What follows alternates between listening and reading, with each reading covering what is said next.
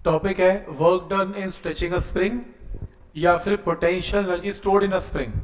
आपके पास एक स्प्रिंग है, नेचुरल लेंथ पे आपने एफ फोर्स लगाई, इसको खींच दिया, बाय डिस्टेंस ऑफ एक्स आपने एक्सपैंड कर दिया। तो आपको ऐसा करने के लिए क्या करना पड़ा, वर्क डन। वो जो वर्क डन अगर मैं कैलकुलेट कर दूं वही energy stored in a spring है। तो बोलो वर्क डन क्या है, फोर्स इनटू डिस्प्लेसमेंट। तो फोर्स की वैल्यू क्या है बोलो, यहां पर एफ इज इक्वल टू के एक्स। अभी डिस्कस किया फॉर्मूला, एफ का फॉर्मूला क्या होता है, के एक्स। तो बोलो वर्क डन कितना है, इसको इससे मल्टीप्लाई कर दें तो क्या आएगा, के एक्स इंटू एक्स, के एक्स स्क्वायर। तो वर्क डन की वैल्यू क्या बनेगी, फोर्स इंटू डिस्प्लेसमेंट कितनी, एफ इंटू एक्स। लगा सकते हैं कि नहीं लगा सकते, मल्टीप्लाई कर दूं वर्क डन आएगा, हाँ या ना। हाँ, तो फिर आंसर क्या है वर्क डन का, के एक्स स्क्वायर। और ना तो प्रॉब्लम क्या है, तो मैं क्यों नहीं लगा पा रहा, मैं फोर्स इंटू डिस्प्लेसमेंट क्यों नहीं लगा पा रहा, क्योंकि फोर्स वेरिएबल है। ये देखो एक्स आर है, तो जैसे जैसे तुम एक्स बढ़ाते जाओगे तुम्हारी फोर्स भी बढ़ती जाएगी, फोर्स कांस्टेंट नहीं है।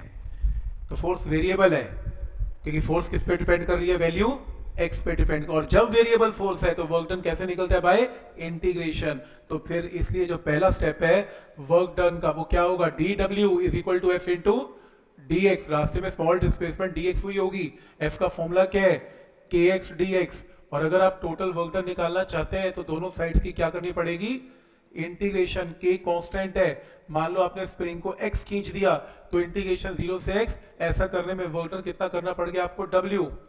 तो total work done w, x की इंटीग्रेशन क्या है, एक्स स्क्वायर बाई 2, 0 से लेके x तक। तो work done is equal to half into k into x square. और यही क्या कहलाएगी, potential energy of a spring. तो याद रखना, potential energy of a spring is equal to half k x square. तो स्प्रिंग की फोर्स जो होती है वो के एक्स होती है, और पोटेंशियल एनर्जी क्या होती है, हाफ के एक्स स्क्वायर। ठीक,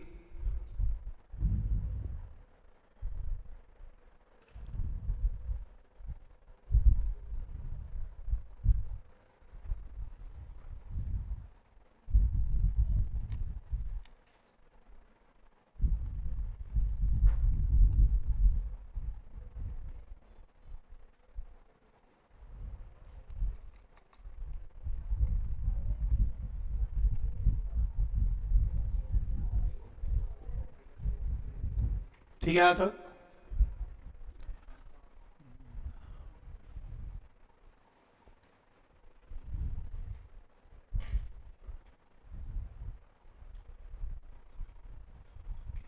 कोई डाउट इसमें। अब एक यहां तक लिख लिया, इसके अंदर एक नोट लिख सकते हो, और नोट है, ये लो, नोट है कि स्प्रिंग या force of spring is conservative. Conservative ये इंपॉर्टेंट है। ग्रेविटेशनल फोर्स भी क्या थी, कंजर्वेटिव। स्प्रिंग की फोर्स भी क्या है, कंजर्वेटिव। इसका मतलब कि जब स्प्रिंग में वर्क डन किया जाएगा वो उसकी इनिशियल और फाइनल पोजीशन पे डिपेंड करेगा, पाथ पे डिपेंड नहीं करेगा। ये मैटर नहीं करता कि आप कैसे स्प्रिंग को खींच रहे हो, टेढ़ा करके खींच रहे हो, सीधा करके खींच रहे हो, मुझे कोई फर्क नहीं पड़ता। बस ये बताओ कि पहले एक्सपेंशन क्या थी और अब एक्सपेंशन क्या है, और टोटल जो एनर्जी का डिफरेंस है वही आपका अमाउंट ऑफ वर्क डन। मैं एग्जांपल के साथ समझाता हूं। जैसे मान लो अभी हम ये इंटीग्रेशन कर रहे थे, इंटीग्रेशन के अंदर अगर मैं लिमिट लगा दूं, यहाँ पे एग्जांपल है कि लिमिट यहाँ पर लग जाती है एक्स डी एक्स। मान लो आपका स्प्रिंग एक्स आई एक्सपैंड था और फाइनल एक्सपेंशन कितनी हो गई, एक्स एफ। मतलब अगर डायग्राम से समझाऊं तो ये इसकी कौन सी लेंथ है, नेचुरल लेंथ है, ये इसकी नेचुरल लेंथ है। आपने खींच के इसको कितना एक्सपैंड किया था, एक्स आई। अब आपने इसको कितना एक्सपैंड कर दिया, एक्स एफ। तो नेचुरल लेंथ से कितना बड़ा हो गया, एक्स आई। नेचुरल लेंथ से ये कितना बड़ा हो गया, एक्स एफ। और मुझे वर्क डन निकालना है यहां से यहां का, कि मतलब आपको वर्क डन निकालना है एक्स आई से लेके एक्स एफ का। तो पहले एक्सपेंशन एक्स आई ऑलरेडी हो रखी है और मुझे क्या करना है, एक्स एफ पे जाना है। तो कुछ नहीं करना, आपने लिमिट चेंज कर देनी है एक्स आई से एक्स एफ।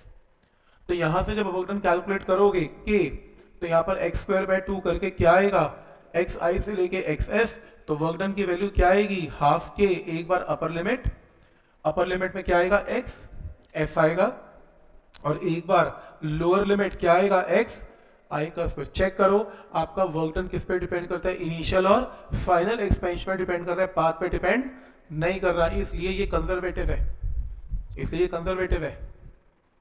तो कंजर्वेटिव में यही तो होता है कि आप फाइनल एनर्जी में से इनिशियल एनर्जी को सिंपली क्या कर दें, माइनस, पाथ मैटर नहीं करता। तो आपकी फाइनल एक्सपेंशन देखें, इनिशियल एक्सपेंशन देखें, दोनों की एनर्जी को माइनस करें तो वर्क डन आएगा, यही तो कंजर्वेटिव एग्जांपल है।